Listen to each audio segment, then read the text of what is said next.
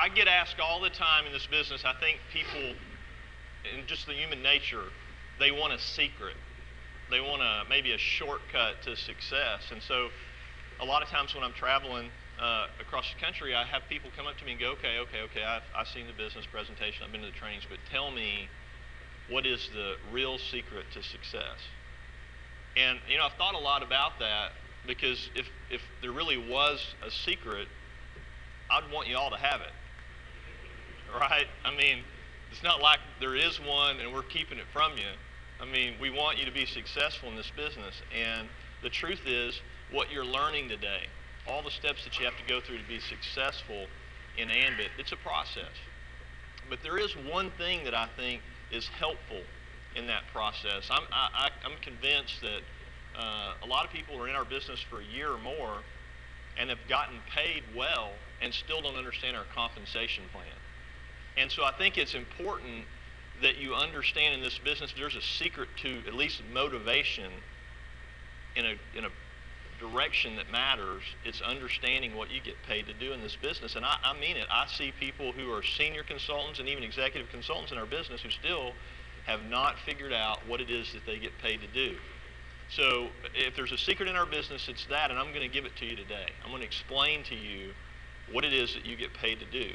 And I think hopefully this will help you a little bit change your perspective on your business.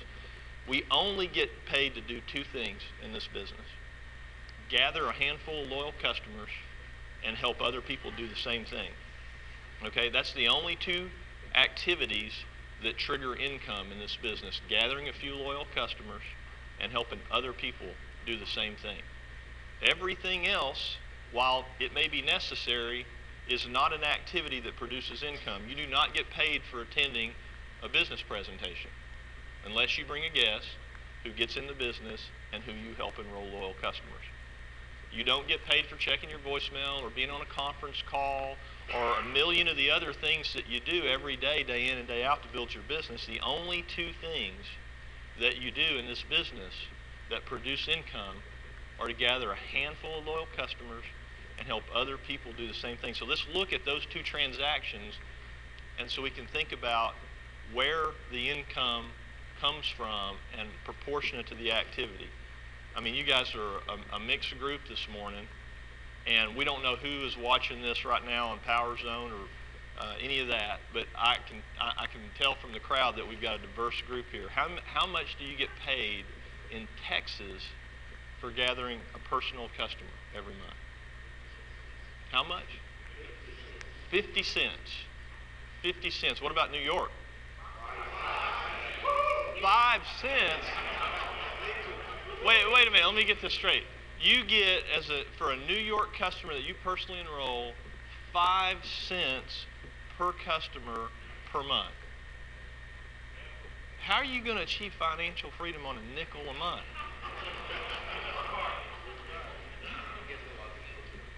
All right, now let me ask you a question. How much do you get for helping a new consultant enroll 2 loyal customers or 3 loyal customers? $100? So you get a nickel for gathering your own a month now, so 60 cents a year. Or you get $100 for helping a new consultant enroll a few loyal customers. Why is there such a disparity there? Well, let me tell you. First of all, it's the only way that you can achieve financial freedom in this business. There's not a person in this room today, as talented as you all are, who could go out and gather enough customers personally to achieve financial freedom in this business. It would require, in New York, 15,000, 20,000 personal customers. Even if I were able to pay you $3 or $4 a month per customer, you couldn't achieve financial freedom by going out and personally enrolling that many customers. About halfway through it, you would be spending all your time trying to replace the ones that were moving every month or that you were losing to a competitor. You just couldn't keep up with the attrition. There's no way one person going out and just gathering customers can get what they're trying to get out of this business financially. And so this compensation plan has designed itself to trick you into financial freedom. We put $100 on the activity that matters the most and we put a nickel on the activity that matters the least. And I'm convinced that people still don't understand this compensation plan. And I hear people in our business all the time continuing to talk about all the customers they're personally enrolling. And I think that's great, and we take all the customers that we can get, and we love them. But you understand you only need 20 ever in this business to get everything that you're ever going to get out of it. This business is about distribution. And the only way you're going to achieve financial freedom is if you create your own distribution channel of entrepreneurs who are all going out and working to get 20 customers. And it's very simple. It's not unlike Coca-Cola. It's a perfect example of a company that understands what it gets paid to do. Coca-Cola is a beverage company. They're not confused about it. They're very clear on it. Years and years ago, they made the decision that they're not going to be in the distribution business. They're going to be in the software and beverage development business. And so they spend millions and millions of dollars a year in research and development coming up with new soft drinks.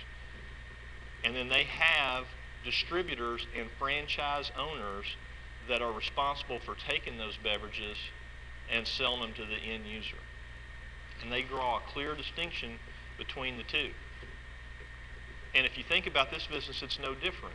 If you were a ambit vendor and you had to decide where you were going to spend your time, effort, and energy, and you looked at your business as a vending machine, you would have two options.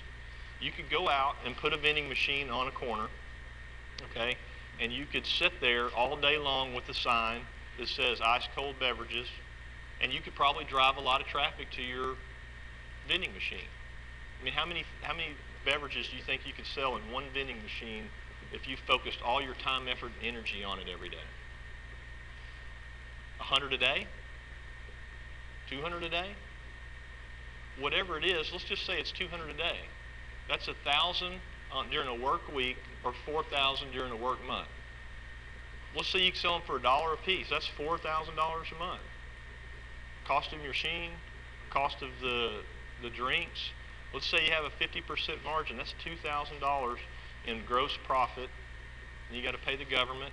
And whatever you have left after that is what you netted in income. Let's say it's $1,000 a month from one machine. How do you turn that into 4 or 5? It's not going to be by working on the weekends with the sign and holding up a sign on Saturday and Sunday. I mean, that might get you another couple hundred a week.